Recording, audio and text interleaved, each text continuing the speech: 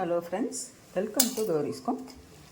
இன்றைக்கி வாழைப்பூ பொரியல் எப்படி பண்ணுறது அப்படிங்கிறத பார்ப்போம். நான் எப்படி பண்ணுவேன் அப்படிங்கிறத உங்களுக்கெல்லாம் சொல்லிக் கொடுக்கணும்னு ஆசைப்பட்றேன், தெரியாத பிள்ளைங்களுக்காகத்தான். இப்போ வாழைப்பூவை நம்ம நல்லா சுத்தம் பண்ணி கழுவி கட் பண்ணியிருக்கிறோம். கழுவுறதுக்கு முன்னாலேயே கட் பண்ணுறதுக்கு முன்னாடியே கழுவிட்டிங்கன்னா உங்களுக்கு ஈஸி. கட் பண்ணுறதுக்கு முன்னாலேயே கழுவியாச்சு. சுத்தம் பண்ணி கழுவி கட் பண்ணியாச்சு. இப்போ இதை நம்ம வடைச்சட்டியில் போட்டு வேக வைக்கலாம். இப்போ ஸ்டவ் பற்ற வச்சு வடைச்சட்டி வச்சு அதில் தண்ணி ஊற்றி வேக வைக்கிறேன். 10 நிமிஷம் வெந்தால் போதும். 10 நிமிஷம் வெந்தால் போதும். பூ மாதிரி வெந்துடும். கொஞ்சம் மஞ்சள் போட்டுக்கலாம்.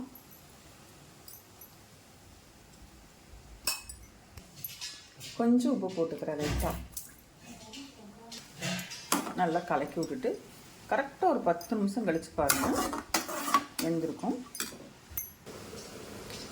இப்போ நம்ம வாழைப்பூ வேக வச்சு 10 நிமிஷம் ஆச்சு. வெந்துருச்சான்னு பார்க்கலாம். பார்ப்போமா? நல்லா வெந்துருச்சு பாருங்கள். கையில் அப்படியே இப்படி இது பண்ணோம்னா அப்படி பூ மாதிரி வருது இல்லையா? வெந்தாச்சு. இப்போ இந்த தண்ணி எடுத்து வடிச்சிடலாம். இப்போ ஒரு ஜல்லடை வச்சு நான் வடிச்சிட்டேன். உங்களுக்கு நீங்கள் எப்படி உங்களுக்கு வடிக்க சௌகரியம் இருக்கோ அந்த மாதிரி வடிச்சுக்கோங்க.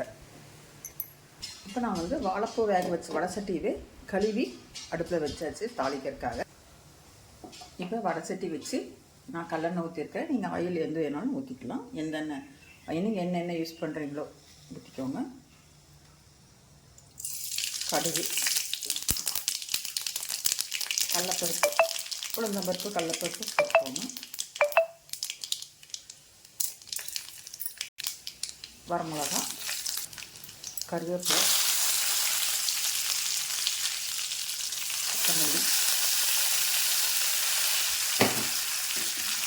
அது கூடவே வெங்காயம் போட்டு வதக்கணும்.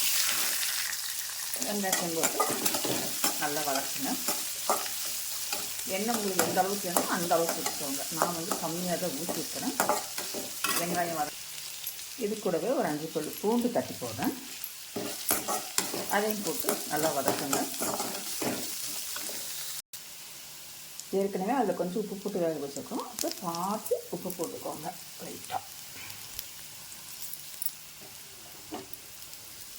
இப்போ வெங்காயம் நல்லா வதங்கிடுச்சு. இப்போ நாம் வடிகட்டி வச்சுருக்கிற வாழைப்பூவை இதில் கொஞ்சம் அப்படி போட்டுடலாம். போட்டு இறக்கி விடுவோம்.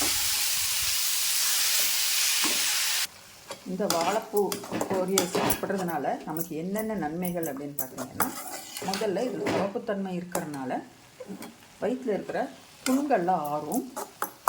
ரெண்டாவது பார்த்தீங்கன்னா, சுகர் இருக்கிறவங்க சாப்பிட்லாம். துவப்பு ரொம்ப நல்லது இல்லையா சுகருக்கு. அடுத்தது பார்த்திங்கன்னா, இதில் நார்ச்சத்து இருக்கிறதுனால மலச்சிக்கல் இருந்தாலும் நிவர்த்தியாகும். மலச்சிக்கல் நீங்கள் இது சாப்பிடும்போது மலச்சிக்கல் காலையில் எஞ்சோடனே மலம் கழிக்கிற அந்த இது வந்துடும். இதெல்லாம் இந்த நன்மைகள்லாம் இருக்குதுங்க. இப்போது நமக்கு பொரியல் ஆயிடுது. இதில் தேங்காய் பூ போட்டுக்கலாம். தேங்காய் பூ போட்டாச்சு. நம்ம கம்மியாக தான் போட்டிருக்கேன். உங்களுக்கு தேவை இருந்தால் நீங்கள் தேவைக்கேற்ப அளவு போட்டுக்கோங்க. இப்போ உப்பு காரமெல்லாம் பார்த்துக்கோங்க. உப்பு பத்தலைன்னா உப்பு போட்டுக்கோங்க. காரம் பத்தலைன்னா கொஞ்சம் லைட்டாக மிளகா பொடி கூட போட்டுக்கோங்க. எனக்கு உப்பு காரமெல்லாம் சரியாக இருக்குது. சூப்பராக இருக்குதுங்க. நீங்களே இந்த மாதிரி செஞ்சு பாருங்கள். பார்த்துட்டு எப்படி இருக்குன்னு எனக்கு கமெண்டில் சொல்லுங்கள். இன்றைக்கி எங்கள் வீட்டில் சாதம், வெள்ளை சாதம், பச்சைப்பயிறு ரசம், தயிர், வாழைப்பூ பொரியல், அப்பளம், சுண்டை வத்தல். வாங்க சாப்பிட்லாம். கண்டிப்பாக உங்கள் வீட்டில் என்னன்னு சொல்லி எனக்கு கமெண்டில் சொல்லுங்கள். இந்த வீடியோ பிடிச்சிருந்தது எனக்கு லைக் பண்ணுங்கள், ஷேர் பண்ணுங்கள். அப்படி கௌரிஸ்கம் சேனலை சப்ஸ்கிரைப் பண்ணிவிட்டு பாருங்கள்.